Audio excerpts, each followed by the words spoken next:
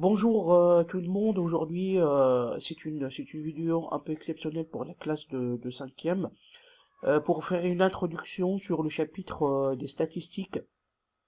Donc je vais commencer en premier temps par un petit rappel ou un peu de vocabulaire sur cette partie des statistiques qui est une partie entière de mathématiques. C'est comme la géométrie, comme les calculs, voilà. Donc c'est une partie mathématique. Les statistiques, ça nous sert beaucoup dans la vie quotidienne. On l'utilise vous voyez, dans les sondages.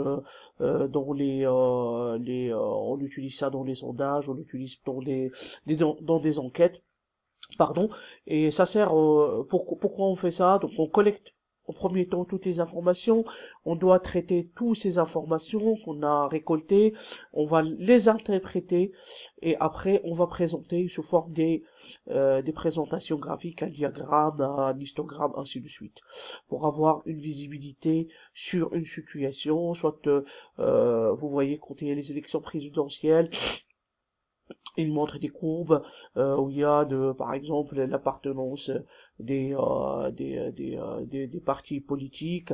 On prend un autre exemple, on l'utilise dans l'économie, hein, dans l'économie on utilise ça, dans la finance, ainsi de suite, c'est une partie très importante. Il faut comprendre toutes ces démarches. Moi je commence un peu, là j'ai donné un petit exemple pour comprendre. Là on a mesuré la taille de 12 minimes qui font du foot dans un club, et voici donc la taille en centimètres. Donc, 137 centimètres, 138 centimètres, ainsi de suite. Donc, les 12 données qu'on a, 137, 138, on va voir, ça s'appelle des valeurs. C'est les valeurs du caractère. Ce sont les tailles. C'est des valeurs de la série statistique. Les 12 minimes, c'est notre série statistique. Ensuite, l'ensemble des personnes qui jouent du foot, qui font du foot, pardon, ce sont la population étudiée. Ensuite, on a le caractère étudié ici, c'est la taille en centimètres. Quelquefois, peut-être il y a la note. On prend des notes ici et on va voir, par exemple, on va les interpréter, on va les collecter, traiter, interpréter, présenter ces notes-là, par exemple pour passage de brevet, quand vous aurez les résultats, pour avoir les résultats nationaux, là ça se fait en utilisant les statistiques, pour le bac, ainsi de suite. Les valeurs extrêmes, c'est la valeur la plus petite et la valeur la plus grande. Si je prends ici 137, c'est la valeur la plus petite, et 145, c'est la valeur la plus grande. Donc, grosso modo, il faut savoir, une série statistique, c'est quoi? C'est l'ensemble des données. La population étudiée, pardon, c'est qu'est-ce qu'on va étudier? C'est quoi? C'est les fautes valeurs ici. Le caractère étudié, c'est la taille ici. Quelquefois, c'est la note. Quelquefois, il y a d'autres choses. Les valeurs de caractère, c'est les valeurs qui représentent cette série statistique. Et ensuite, on a les valeurs extrêmes. Je voudrais juste ouvrir une petite parenthèse.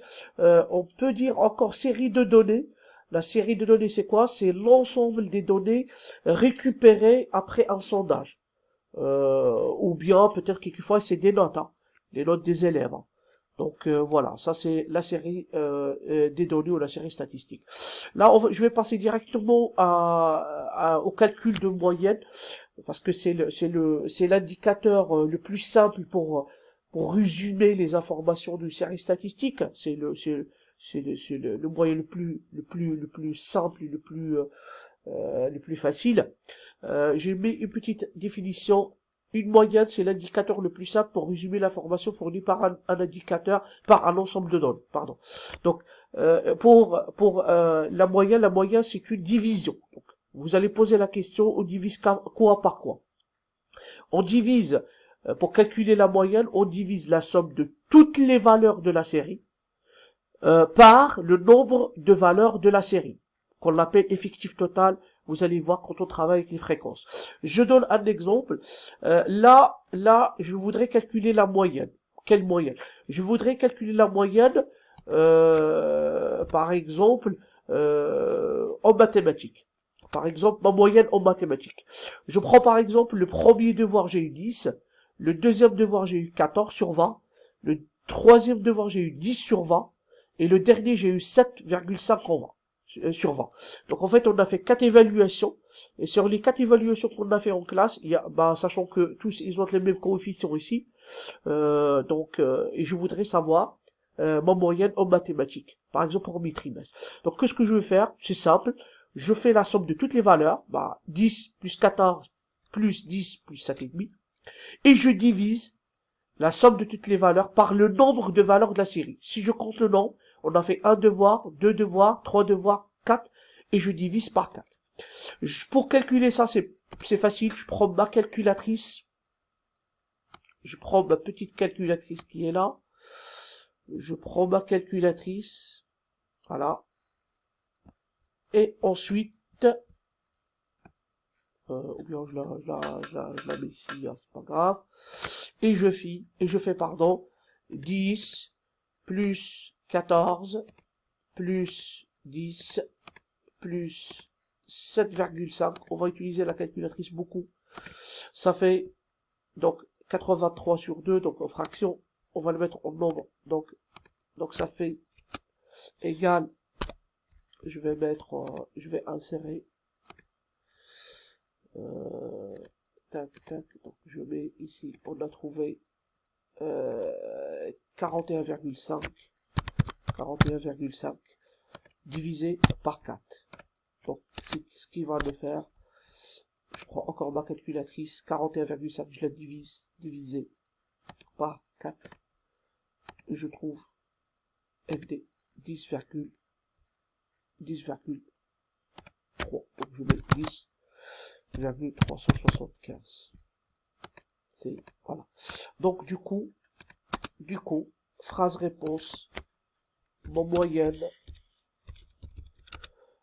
en maths pour le premier trimestre est de 10, je vais arrondir 10,4. Donc ça c'est pour la phrase réponse. Je vais juste tac, tac, je vais la souligner et je vais la mettre. Et voilà. Donc là, avec ça, on a fini le calcul de la moyenne. Je vous laisse faire la fiche de l'activité 1 avec les différents niveaux c'est-à-dire de niveau de maîtrise de calcul sur la fiche des exercices. Et à bientôt.